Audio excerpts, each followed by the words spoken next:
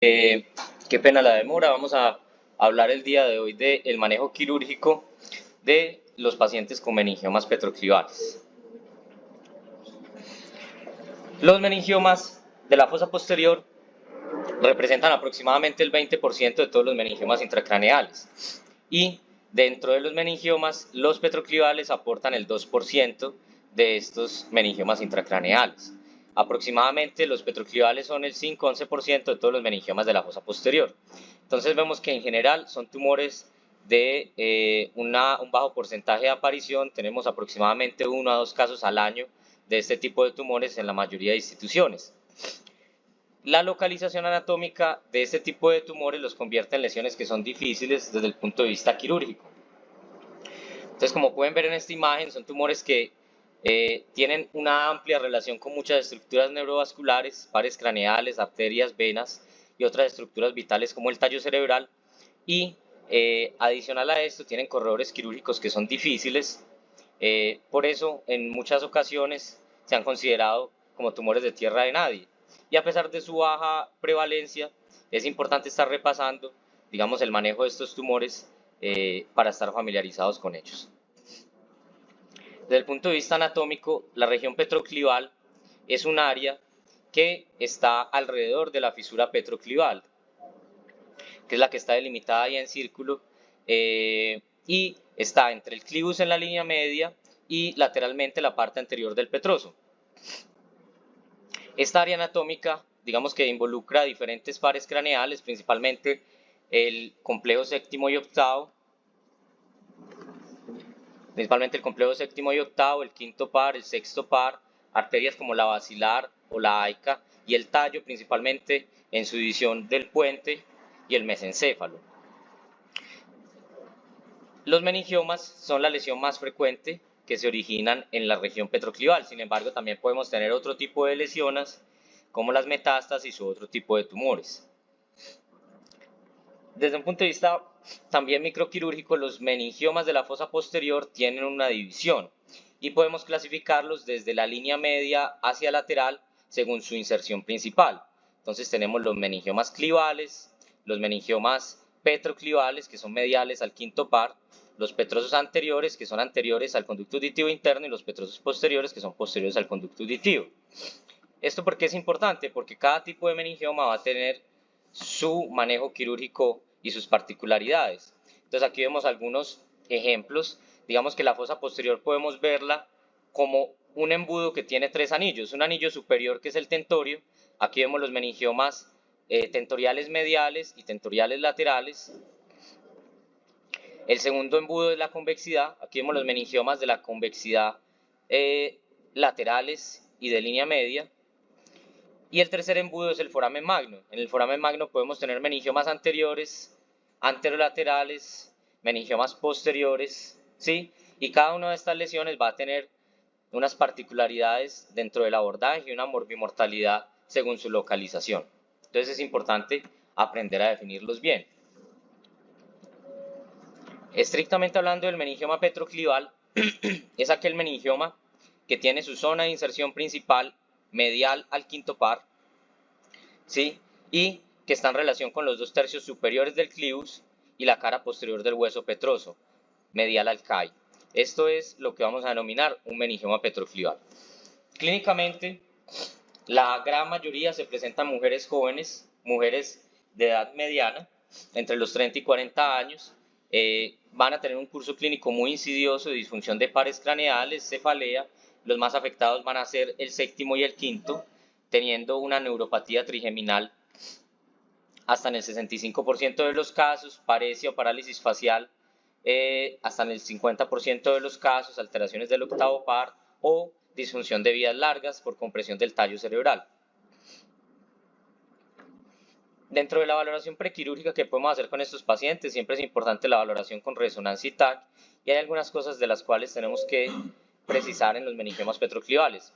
Una muy importante es la presencia de edema en el tallo cerebral y el pedúnculo cerebeloso medio en la resonancia, porque esto nos habla de algún componente de invasión pial y nos dificulta desde el punto de vista quirúrgico la disección del tumor.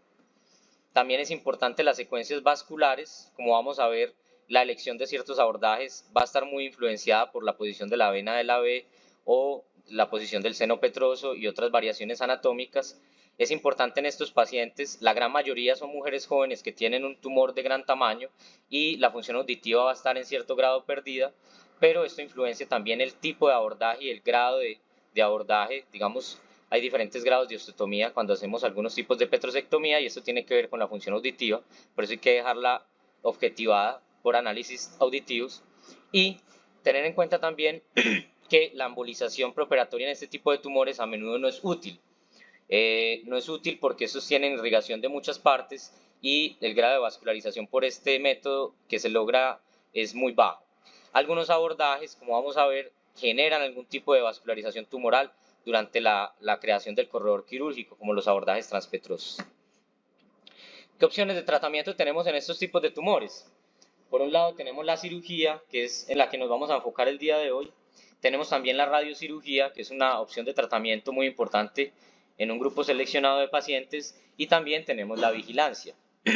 ¿Cómo vamos a definir qué paciente va para cada brazo de manejo? En realidad no hay una evidencia de alta calidad o unas guías que nos digan, pero la mayoría de literatura indica la cirugía en pacientes menores de 70 años con síntomas secundarios a efecto de masa por la lesión y o crecimiento en imágenes seriadas del tumor. La radiocirugía está más indicada en aquellos pacientes mayores de 70 años que están sintomáticos o pacientes asintomáticos que tienen un crecimiento evidenciado en imágenes o sintomáticos que tienen un alto riesgo quirúrgico. Donde yo considero que la cirugía es muy riesgosa, la radiocirugía es buena opción. ¿A quién voy a brindarle vigilancia clínica? A aquellos pacientes que son mayores de 70 años pero que están asintomáticos. También es importante establecer cuáles son los objetivos quirúrgicos a la hora de yo llevar a un paciente con un meningioma petroclival a cirugía. Lo primero es tener claro que la mejor posibilidad de curación es lograr un Simpson 1 con estos pacientes. Sin embargo, cuando nosotros somos agresivos a la hora de buscar una resección total y principalmente en este tipo de tumores como los meningiomas petroclivales, usualmente presentamos tasas de morbilidad altas. Entonces hay que tener claro que este tipo de tumores tienen perforantes al tallo, perforantes a los pares craneales, venas de drenaje y suministros vasculares relacionados íntimamente con el tumor, y el daño a estas estructuras puede pasar desapercibido en la cirugía. Entonces hay que ser muy delicado en este tipo de cirugías y tener claro que el objetivo quirúrgico es la resección máxima segura. Es decir, no comprometer neurológicamente al paciente por buscar una resección total. Algunos de los residuos tumorales que observamos en los pacientes mediante resonancias seriadas podrían dejarse sin tratamiento o tratarse con radiocirugía si tienen algún tipo de sintomatología o crecimiento en el tiempo. Ya desde el punto de vista quirúrgico, cuando nosotros vamos a abordar una lesión en la región petroclival, tenemos tres grandes abordajes. Los abordajes retrosigmoideos, que son a los que estamos más relacionados, porque son los que más frecuente hacemos en la fosa posterior, los abordajes transpetrosos anteriores y los abordajes presigmoideos. En orden de complejidad, digamos que el menos complejo para nosotros es el retrosigmoideo, luego el transpetroso y luego el presigmoideo, y cada uno va a tener unas indicaciones y unas limitaciones. Hablando un poco de cada abordaje, el retrosigmoideo, recordemos que tenemos diversas formas de posicionar al paciente. El paciente puede estar en supino con elevación del hombro ipsilateral, lateral o 3/4 de prono. En general lo que buscamos es, por medio de nuestra incisión, exponer la unión del seno transverso con el sigmoides y hacer una craneotomía detrás del seno sigmoideo para exponer la región lateral al cerebelo, que es el ángulo pontocerebeloso. Y a partir de ahí explorar dónde está el tumor y empezar a realizar una resección tumoral. Aquí vemos un ejemplo de un paciente con un tumor petroclival, con una zona de inserción principal clival y la región petroclival.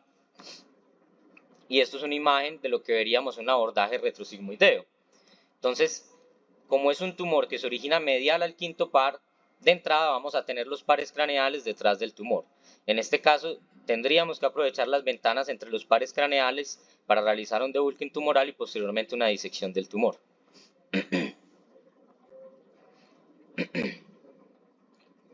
En un abordaje transpetroso anterior, que es lo que conocemos también como el abordaje de Kawase, Lo que nosotros necesitamos es exponer la región anterolateral del puente y del mesencéfalo. En este abordaje nos vamos a ayudar la mayoría de las veces de algún método para disminuir la presión intracraneal y manejar de forma más fácil la dura madre, como es el dren lumbar. Vamos a posicionar al paciente de forma supina con una rotación de la cabeza a 90 grados y una ligera extensión para poder llegar a la fosa media, ya sea por una incisión en interrogante a la fosa media o una incisión tipo terional. Y posteriormente vamos a adelgazar el piso de la fosa media para posteriormente hacer un peeling. Un peeling es separar las dos hojas de la dura madre para exponer los nervios que están en el seno cavernoso. ¿Por qué queremos exponerlos? Porque en general la anatomía de los pares del seno cavernoso es muy constante. Y cuando nosotros reconocemos los pares del seno cavernoso, pues vamos a tener unas referencias anatómicas de donde podemos fresar para acceder a la fosa posterior. ¿Qué se busca en este tipo de abordaje? Realizar una petrosectomía anterior, es decir, quitar la parte anterior del hueso petroso para acceder a la fosa posterior. Entonces, si aquí vemos, esto es una fosa media del lado derecho, aquí vemos la órbita, la clinoides anterior, la fisura orbitaria anterior con B1, B2, B3, siempre lateral y posterior a B3 está la arteria meningia media, posterior y medial a B3 está el nervio petroso superficial mayor. Recordemos que debajo del petroso superficial mayor está la carótida interna en su porción petrosa y posterior al petroso superficial tenemos una prominencia ósea, que es esta, es la eminencia arcuata, y es una prominencia que nos marca el canal semicircular lateral, y ahí ya tenemos todos los límites anatómicos de la petrosectomía. Posterior a ubicar todos estos referentes anatómicos, lo que tenemos que ubicar es el conducto auditivo para poder realizar el fresado en este cuadrilátero de Kawase. ¿Cómo se descubre el conducto auditivo? Yo no lo voy a ver porque estoy acá en la fosa media y el conducto auditivo se ve desde adentro. Lo voy a ubicar, hay muchas formas, a mí me parece que la más fácil es con el nervio petroso superficial trazando un ángulo con la eminencia arcuata y la bisectriz me marca la dirección del conducto auditivo interno. Anterior a esa bisectriz es el fresado y posterior a B3, inferior al petroso, como límite medial el borde medial del petroso. Entonces aquí vemos los límites del fresado. ¿Qué busco? Después de realizar este fresado voy a tener una exposición de la dura madre de la fosa posterior y al cortar, coagular o ligar el seno petroso superior puedo comunicar mi fosa posterior con la región subtemporal y abordar ese tipo de tumores. Si aquí vemos, este es el quinto par que estaría llegando aquí al Caun de Meckel. Entonces aquí vemos un ejemplo, vemos un paciente con un meningioma petroclival, miren que es alto, es un meningioma petroclival que está a nivel del tentorio, comprimiendo el mesencéfalo, generando una neuropatía trigeminal. En este ejemplo es del lado derecho, vemos aquí la arteria meningia media, cómo se hizo un peeling de la fosa media y a través del fresado del cuadrilátero de Kawase exponemos el tumor, el nervio trigémino en la fosa media y se puede realizar la resección de la lesión. Entonces acabamos de ver el transpetroso anterior. El transpetroso posterior es lo que conocemos como el abordaje presigmoideo. En el abordaje presigmoideo lo que nosotros buscamos es realizar una incisión curva alrededor de la circunferencia superior, lateral e inferior de la oreja para exponer las regiones subtemporal, retrosigmoidea, presigmoidea del cráneo. Luego nosotros echar el colgajo hacia adelante vamos a tener el músculo temporal, el músculo esternocleidomastoideo, que van a servir de pedículos para colgajos para cubrir el defecto, y vamos a tener unas referencias óseas importantes. Esto estamos más familiarizados en el abordaje retrosigmoideo. Aquí vemos la mastoides, acá atrás estaría el asterion y esto ya es más familiar para nosotros. Aquí vemos una referencia anatómica importante que es la cresta supramastoidea. La cresta supramastoidea marca la inserción del tentorio. Lo que está abajo es infratentorial y lo que está arriba es supratentorial, es decir, el lóbulo temporal. Y es una marca importante a la hora de hacer la mastoidectomía. Después de tener todas estas referencias óseas, se puede proceder de varias formas. Una forma es realizar una mastoidectomía con el equipo de otología o el neurocirujano. Recordemos que la mayoría de mastoides están neumatizadas. Y posteriormente voy a tener unos límites anatómicos. Por detrás el seno sigmoides, por delante el nervio facial, abajo el bulbo de la yugular y arriba la dura del temporal. Después de yo tener estas referencias anatómicas claras y según el grado de función auditiva, que obviamente va a determinar si puedo eliminar o no estas estructuras del oído medio, yo voy a completar esto con una craniotomía subtemporal y dependiendo de la extensión y localización del tumor con una craniotomía retrosigmoidea. Si aquí vemos las estructuras venosas, acá tenemos el seno sigmoideo llegando al bulbo de la yugular, el seno transverso y el seno petroso superior, que en este abordaje siempre debe ligarse, ¿sí? Miren que esta es la dura madre subtemporal, la cual abrimos, ligamos el seno petroso superior y abrimos la dura madre presigmoidea. Y ahí podemos ligar el tentorio, abrir el tentorio para poder tener toda la extensión del tumor mesencefálica, subtemporal y anterior al puente. La limitación de este abordaje son las ubicaciones tumorales debajo del foramen yugular. Aquí vemos los pares bajos y este abordaje no nos daría para abordar lesiones debajo de la yugular. Aquí tenemos un ejemplo, un tumor esfenopetroclival, ya vamos a ver la clasificación y vemos cómo tiene una prolongación importante arriba del tentorio y también tiene una extensión abajo del tentorio. Comprometen algo el seno cavernoso, vemos cómo se hace un abordaje presigmoideo, aquí está el seno sigmoides, aquí vemos la dura madre temporal, el espacio presigmoideo, aquí están cortando el tentorio y una vez cortan el tentorio, con algunos puntos se retrae hacia atrás y vemos todo el tumor y ya se puede empezar a hacer la disección tumoral. Entonces, ¿de qué depende la elección del abordaje quirúrgico? En realidad, actualmente no hay un consenso para definir cuál es el mejor abordaje. Todo va a depender de la edad del paciente, el estado de la audición, el estado neurológico del mismo y cómo la anatomía vascular, principalmente la venosa, a la hora de seleccionar el abordaje. Según el tamaño, la localización y la relación del tumor con el tentorio y el patrón de crecimiento, vamos a definir qué tipo de meningioma petroclival es. Y según esto, vamos a intentar seleccionar siempre el abordaje más simple y menos mórbido, con el que yo pueda realizar una máxima resección. Aquí vemos unos patrones de crecimiento de los meningiomas petroclivales y esto es lo que se ha denominado como los tipos de meningiomas petroclivales. El primer tipo es el tipo clival. Veamos que esto es un tumor petroclival, pero que su principal inserción es en el clivus y su patrón de crecimiento es en la línea media, ¿sí? Aquí vemos el segundo tipo, que es el petroclival. Su inserción es en la fisura petroclival y su patrón de crecimiento es hacia el ángulo pontocerebeloso. Por otro lado tenemos el petroclivo esfenoidal. Miren que es petroclivo porque la gran porción del tumor está en la fisura petroclival, pero tiene alguna extensión a la fosa media. Esto tiene alguna implicación quirúrgica. El esfenopetroclival empieza con esfeno porque su gran porción es en la fosa media, en el seno cavernoso, pero tiene una inserción en la fisura petroclival. Y esto es tipo 1 porque vemos cómo es regular su relación con el seno cavernoso. Y aquí, en el esfenopetroclival tipo 2, la relación con el seno cavernoso está distorsionada y crece hacia exterior del seno cavernoso. Digamos que este sería el tipo de tumor petroclival más difícil. ¿Por qué es importante clasificarlos? Porque cada tipo de tumor va a tener una zona de implantación principal diferente, relación diferente con el tentorio, extensión a la fosa media diferente y eso nos va a marcar el abordaje. En resumen, los tumores clivales o petroclivales que están por debajo del tentorio, yo los podría tratar con un abordaje retrosigmoideo. Es el abordaje más simple, es en el que estamos más familiarizados y es el abordaje menos demandante y por eso sería el de elección en la mayoría de casos. Sin embargo, los clivales o petroclivales que se extienden por arriba del tentorio ya requieren un abordaje presigmoideo porque un retrosigmoideo no me permite resecar esa lesión arriba del tentorio. Por otro lado, los tumores que están en la región petrosa anterior, sin extensión a la fosa media, también podrían abarcarse por un retrosigmoideo resecando el tubérculo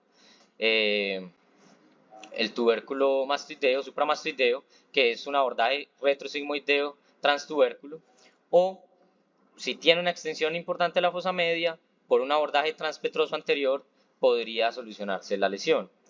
Entonces aquí vemos que según el tipo de abordaje hay unas frecuencias. Lo más comúnmente utilizado en este tipo de lesiones es el retrosigmoideo. Luego sigue el transpetroso anterior y el más infrecuente en realizarse es el presigmoideo. ¿Por qué? Cada uno tiene utilidades y limitaciones. El retrosigmoideo es mejor para lesiones con extensión baja por debajo del foramen yugular, tumores grandes. Recordemos que crezcan hacia el ángulo pontocerebeloso pero tiene sus limitaciones. Tumores que se van a la fosa media o que están por arriba del tentorio o que pasan la línea media contralateral no deben ser abordados por un retrosigmoideo. El prosigmoideo es muy bueno para tumores grandes que se extiendan por arriba del tentorio o que pasen la línea media, pero cuando ya están en la fosa media o están por debajo del foramen yugular no son la mejor elección. Y el transpetroso, recordemos, tumores que se van a la fosa media, pero cuando son tumores que están por debajo del foramen yugular, incluso del CAI, no van a ser abordados de forma efectiva por este tipo de abordajes. ¿Qué consideraciones específicas tenemos en cada abordaje? Lo primero es el retrosigmoideo, es el abordaje más comúnmente utilizado por todos nosotros y es el que más vamos a utilizar en este tipo de tumores. ¿Qué debemos entender con el retrosigmoideo en estos tumores? La exposición quirúrgica que nos da un retrosigmoideo está en directa relación con un binomio que es el tallo y el cerebelo.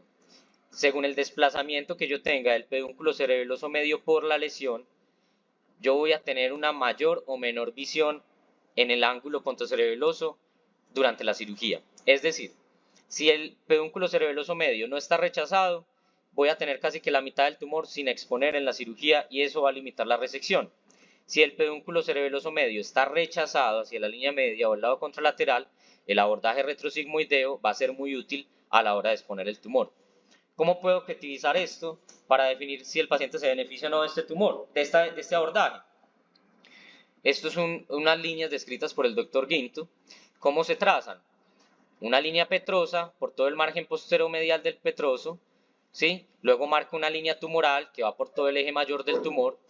Luego marca una línea peduncular que va desde el cuarto ventrículo hasta la superficie lateral del pedúnculo cerebeloso medio. Y a esa línea peduncular le trazo una línea por toda la mitad que conecte con la tumoral. Si esa línea por toda la mitad me queda entre el segundo y el tercer tercio, quiere decir que el abordaje retrosigmoideo me genera una buena exposición a la hora de abordar este tumor, como vemos en este ejemplo. Si la línea me queda entre el primer y segundo tercio, el abordaje retrosigmoideo no me va a exponer más de la mitad del tumor. Entonces va a tener un remanente muy grande y no es una buena idea abordarlo por un retrosigmoideo. Es una forma objetiva de definir cómo abordar estos tumores. En el transpetroso anterior, recordemos que no es ideal, recordemos que el transpetroso anterior es hacer una petrosectomía anterior, y estos son los límites. No me sirve para lesiones debajo del CAI, no me sirve para lesiones que bajen por debajo del agujero yugular. Es un abordaje que tiene altas tasas de éxito para mejorar la neuropatía trigeminal y para tumores que se extienden un poco a la fosa media. Como yo voy a hacer un peeling de la fosa media, voy a retraer el lóbulo temporal y es importante, principalmente al lado izquierdo y principalmente para cuidar la anatomía venosa y evitar la trombosis por retracción, generar que ese peeling sea fácil, y esto lo hago con un Drell lumbar. Y está recomendado también, porque tenemos estructuras visibles y no visibles en este abordaje, no visibles como la carótida, la cóclea, el ganglio de Gasser, utilizar pues la neuronavegación, ¿cierto? Porque la neuronavegación nos va a dar unos límites precisos a la hora de hacer el fresado del cuadrilátero de Kawase.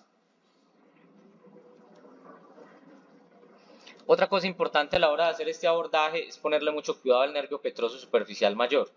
Recordemos que el petroso superficial mayor está unido al ganglio de Gasser y por tracción puedo generar en el paciente parálisis facial. Algunos autores recomiendan incluso seccionar el petroso superficial. Esto genera algunas morbilidades como el ojo seco, pero me evita la parálisis facial. ¿Qué consideraciones en el abordaje presigmoideo? Importante valorar la función auditiva y facial del paciente. La mayoría de estos tumores son grandes y la audición de ese lado se ha perdido. ¿Por qué? Vemos aquí los abordajes transpetrosos posteriores y tienen tres variantes: retrolaberíntico, translaberíntico y transcoclear, de menor a mayor grado de osteotomía. ¿De qué va a depender que yo haga un retrolaberíntico, un translaberíntico o un transcoclear? De cómo esté la audición del paciente. Si el paciente no tiene audición funcional, yo podría realizar osteotomía de esta estructura del oído medio para aumentar el corredor quirúrgico y mejorar el campo quirúrgico. Sin embargo, depende de la audición. Lo otro es que debo determinar qué tipo de espacio presigmoideo tengo. El espacio presigmoideo depende del bulbo de la yugular y del seno sigmoideo. Yo puedo tener espacios presigmoideos estrechos con bulbos de la yugular bajos, un espacio presigmoideo amplio con un bulbo bajo, que es el que todos quisiéramos tener, un espacio presigmoideo amplio con un bulbo alto y un espacio presigmoideo estrecho con un bulbo de la yugular alto, que es el más desfavorable para elegir este abordaje. Y esto lo determino según la resonancia y los estudios vasculares de los pacientes. Y lo otro es la posición de la vena de la B. Recordemos que usualmente la vena de la B va a llegar al seno transverso, pero hay algunas variantes anatómicas donde llega muy anterior o incluso puede desembocar en el seno petroso superior, y eso limitaría la abertura de la dura madre presigmoidea y la sección del tentorio. Entonces podría, digamos, ayudarnos a elegir el abordaje y determinar estas consideraciones anatómicas. Si yo tengo un paciente con esta variación, tengo un alto riesgo de infarto venoso, puedo evitar elegir el abordaje presigmoideo en este tipo de paciente. Como conclusiones, los meningiomas petroclivales son tumores que son demandantes desde el punto de vista quirúrgico. Debemos valorar la zona principal de implantación, si tienen una extensión a fosa media y si tienen un componente supratentorial, porque son los 3 factores más importantes para elegir el abordaje. El más comúnmente utilizado va a ser el retrosigmoideo, pero debemos mirar cómo es el desplazamiento del pedúnculo cerebeloso medio. Si no lo desplaza, la resección del tumor va a estar muy limitada en este abordaje. Y tener siempre en mente que lo más importante es la máxima resección segura. Tener un paciente bien desde el punto de vista neurológico, y si tenemos algún tipo de remanente, vigilarlo para ver si se beneficia de algún grado de radiocirugía. Muchas gracias.